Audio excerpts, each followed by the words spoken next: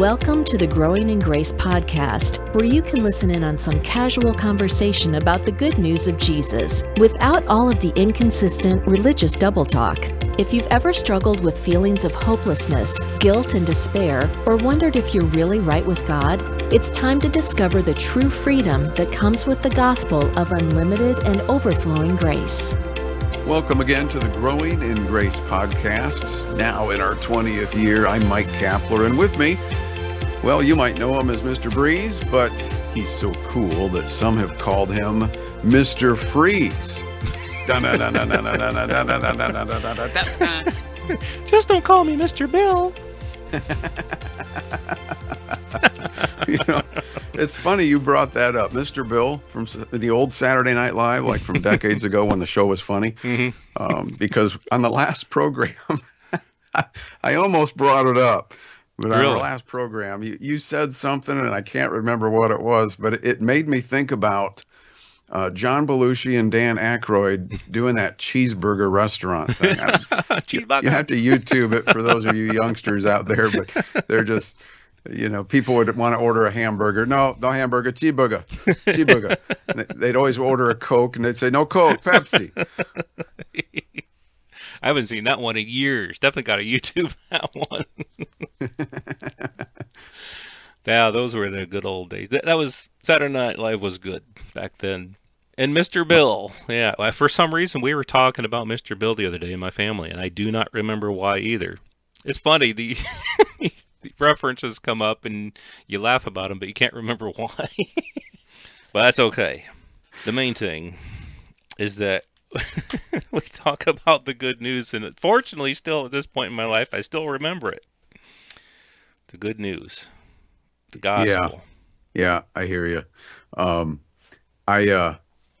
came across a Rodney Dangerfield clip on Johnny Carson. Yeah.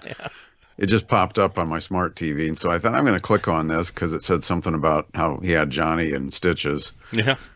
And true, at one point, something Rodney said, Johnny jumped out of his chair, kind of bent over, and was walking backwards away from the desk. He was laughing so hard. He came back and was still laughing. I've seen that one. Those are, and there's something about watching other people laugh sometimes. When somebody else, have you ever had this happen, especially at an inopportune time, like at a funeral or at church or, I don't know, just, maybe a business meeting. Something happens, and then you catch somebody's eye, and you both start laughing. Yeah. And you can't stop. And it's really frustrating because you're practically sweating now, trying not to laugh. And it's really inappropriate in the setting that you're in, right? Yes, yeah. A lot of times it can be. I'll tell you one of the funniest things, and then we'll get into our program here, sorry. One of the funniest things that ever happened, I know you had to be there, but back in the day when we were youngsters, my dad took us to a Peach Bowl game with the Iowa Hawkeyes. Back in the Chuck Long days. Oh, yeah. And anyway, this hotel we were staying at is like 70 stories, and it was hard to get an elevator because the place was packed with football fans. So sometimes you would strategize, if, for example, if you wanted to go down, sometimes you would catch one that was going up and just go all the way up and come back down again rather than wait.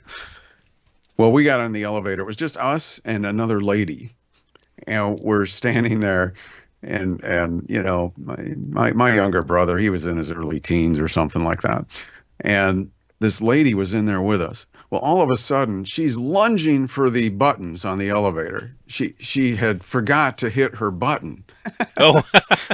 She got on one of those things that I'm going to do this. She forgot to hit it, coming back down or whatever. And then she was too late. And it was so funny watching her trying to push those buttons over and over again as fast as she could. And she was too late. It went past her floor. Well, unfortunately, I was looking down kind of laughing to myself, but I looked up and my brother and we caught our eye and we both burst out laughing. I mean, out loud. Uh-huh. And my dad was embarrassed that we were doing that, but the lady just kind of shrugged and said, story of my life. But yeah, we couldn't even hold it. We just, there was probably spit flying everywhere. We were laughing so hard. You're trying to hold it in, but then it just boom. No, I hear last you. week we were talking about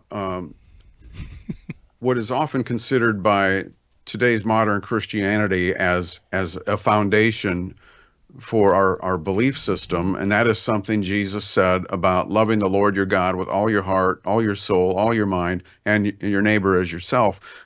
Um, People think that's Christianity 101. Well, it was really Law 101, a law that is now obsolete, a law that has been replaced with something new and better, a law that was part of a covenant that was really a ministry of death and condemnation for those who were under it, the Jewish people at that time.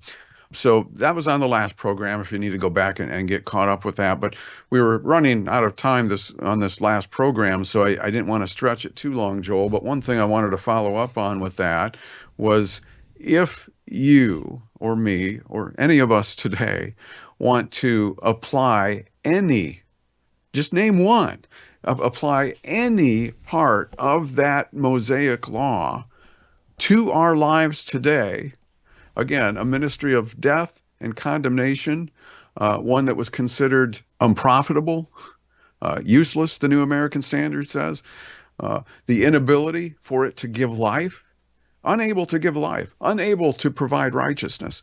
If you want to apply any law from that old obsolete covenant into your life today, then you're going to be spitting into the wind. It's not going to give you what you are seeking. It's not going to bring rightness with God. It's not going to elevate an improved morality. It's not even going to empower you to love God more or to love others more. It's not going to do any of that. Remember what Paul said to the Galatians? He'd said a lot before chapter 5 about the law and the people to whom he's writing, their lack of relationship with that law. Or at least it should be. But he said this, he said, I testify again, so he's repeating himself, I testify again to every man, every person who accepts circumcision, that he is obligated to keep the whole law. Now, he uses circumcision as the example there, but you could pick any law from the law of Moses, for any commandment from that law, under that covenant, and cling to it and think that it's somehow going to further you into your relationship with God and the love of God. That's not going to be the case. March Madness, kind of getting over that here at this time of the year. You're just going to be shooting air balls. You're not going to be hitting the basket. And I just wanted to point that out, because there are people who still think that, well, some of the law we should try to keep. And that's where the slippery slope begins, with this mixture of what people think should be kept and what shouldn't be. When over and over again in that old law, God told the Israelites, you do it and you do all of it. But most people today don't have any clue as to what is fully contained in that law. We just kind of pick and choose a few that, I don't know, sort of subconsciously come to our mind. Yeah, I mean, that really is it. We have a very cursory view of the law. I mean, we don't understand, when Paul talked about, those who desire to be teachers of the law, but they don't even know what they're talking about. I think that's kind of what happens in the church today. We really don't have a clue what the law really was. In Deuteronomy, the Lord had commanded Moses to tell the people, take this book of the law and put it beside the ark of the covenant of the Lord your God, that it may be there as a witness against you. For I know your rebellion and your stiff neck. I mean, that's what the law was. It was the ministry of death and condemnation, as Paul called it, and it was used as a witness against people. The law never actually told a person, hey, you did good, you did well there, you did everything all right. But if you're going to keep the law, like you were saying, just one law, if you want to keep any one law, you're obligated to keep the whole thing. You got to do it. You got to do it all, and you got to do it all right.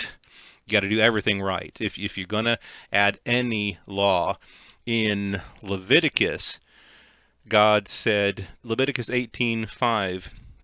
We were in Leviticus last week, talking about loving the Lord your God, loving your neighbor as yourself. Well, verse 5, you shall therefore keep my statutes and my judgments, which if a man does, he shall live by them.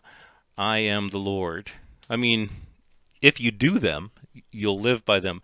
Paul quoted that a couple of times in Galatians 3:12. He's talking about how those who were under the law were under its curse. You see, there was a curse of the law. Curse is everyone who does not continue in all things which are written in the book of the law to do them. If you were under the law and you didn't do them, you were under the curse. Guess what? Everybody who was under the law was under the curse. But that no one is justified by the law in the sight of God is evident, for the just shall live by faith. Yet, verse 12 of Galatians 3, the law is not of faith, but, and then he quotes from Leviticus, the man who does them shall live by them. Same thing in Romans 10, where Paul had just gotten done talking about how Israel was pursuing the law, but they never attained to it. In Romans 10, verse 5, for Moses writes about the righteousness which is of the law, the man who does those things shall live by them. But the righteousness of faith speaks this way. And he goes on to talk about the word of faith that we preach, that if you confess with your mouth the Lord Jesus and believe in your heart that God raised him from the dead, you will be saved. You see, the contrast there is between law and faith. If you're going to live by the law, you got to live by the whole thing. You're going to live by it. If you're going to, it's just, there's lots of different ways that it could be said, but I think Paul made it clear that the man who does them, the things of the law, shall live by them. But nobody could do it. And so he says the law is not of faith. And so its faith is the way in Christ, of course. We talk about faith all throughout Christianity. But then somehow we mix the law in with it, where the law is not of faith. The law is not based upon faith. The law is, if you keep it, even one law, you got to keep the whole thing. And if you break one law, you're guilty of the whole thing. Faith is simply putting your trust in somebody else, in what Christ has done, and not in your ability to keep any commandments. Yeah, right. I mean, so we live under a totally different system. And again, as we've said before, this doesn't mean that we go out and steal, doesn't mean we go out and murder, commit adultery, doesn't mean we encourage one another not to love God, not to love each other. But that's what some people, because some people have been so indoctrinated with legalism instead of grace, fear instead of love, that they somehow interpret what we're saying as, well, you're just saying people can go out and, do, and it won't matter. You do whatever, and that isn't what we're saying at all. It's just that you can't get to where you want to go under that religious system. It was never designed for that. It was designed to increase sin, not decrease sin. So with that in mind, I think, again, the point being made here is even one law from that old covenant list of commandments, trying to live by it, does not bring life. I know that sounds kind of funny, but it's true. Paul said if there was a commandment that could bring life or righteousness, then it would have been by the law. Mm-hmm. But God had something better in mind, and that better is Jesus, the Savior of the world, the one who would remove sins, take them away, the one who could give life eternally with an eternal redemption that is gifted by grace, not by works, not by what we do. So again, we get it backwards, like I said last week. We turn it inside out, and believing in Jesus Christ as the way, the truth, and the life, and beginning to understand. I think maybe this is something we can talk about possibly next week, beginning to understand more about the love that God has for you, that it's not going to change in spite of your performance and behavior. It's never up and down, God's love. It's the most consistent thing that you'll ever experience in this life once you begin to believe in that love and begin to understand it with the help of the Holy Spirit. Once that happens, it changes the way you approach people. It changes the way you approach everything. So it's not trying to do something to get a response from God, but it's really resting in His response to us. This has been Growing in Grace with Mike Kapler and Joel Brueseke, heard online through various internet sources around the world each week. Access past programs by visiting growingingrace.org. Share it with a friend and listen again next week for more Growing in Grace.